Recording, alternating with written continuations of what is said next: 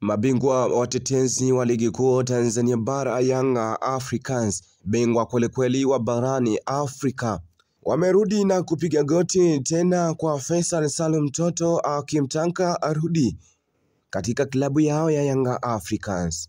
Lakini kikwazo sio Faisal. Faisal ashahi kusema yeye anaangalia hela ilipo na ndo atakapokwenda kucheza, lakini kikwazo kipo kwa mama yake ambaye amesema Yanga amemkosea heshima.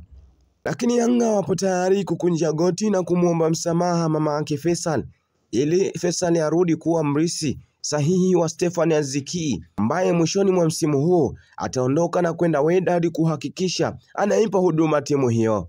Kumbuke misimu miwili iliyopita Faisal aliacha joto kweli na kejeli na fedheha akitupiwa na mashabiki wa Yanga Africans kwamba Faisal hafai. Taka kama yeye kubaka Yanga Africans basi Engineer Hersi Said aondoke. Aliwatibua mashabiki wa Yanga na akamwambia aondoke tu, kwani yeye ni nani, walipita wengi zaidi yake, na akaondoka. Lakini unaambiwa kizuri cha jiuza, kibaya cha jitembeza. Ukiuliza cha nini wenzako anajiuliza watakipata lini. Yanga walikitupa na Simba tayari washapiga hodi na wao. Vita ya watu hawa wawili iko vitani kweli kuhakikisha kuinasa saini ya kiungo huyo. Mimi najiuliza maswali mengi, ni nani atakayefanikiwa kuinasa saini ya kiungo huyo? Faisal Salum Abdallah Toto, moja ya kiungo ambaye mwenye uwezo mkubwa kweli na ndiye kiungo anayeongoza kwa assist hapa Tanzania.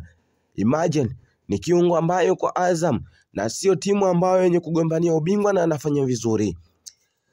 Hii vita itaishiaje na sio vita ile ya majimaji wao au ile vita ambayo inaenda kugombania uhuru, ila vita hii ya kugombania uhuru wa vilabu ya kupata kiungo bora na saini ya kiungo ambaye mwenye ufanisi mkubwa.